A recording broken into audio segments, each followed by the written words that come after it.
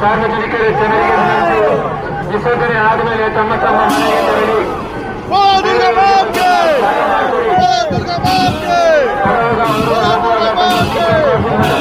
Use ಮಾಡಿ.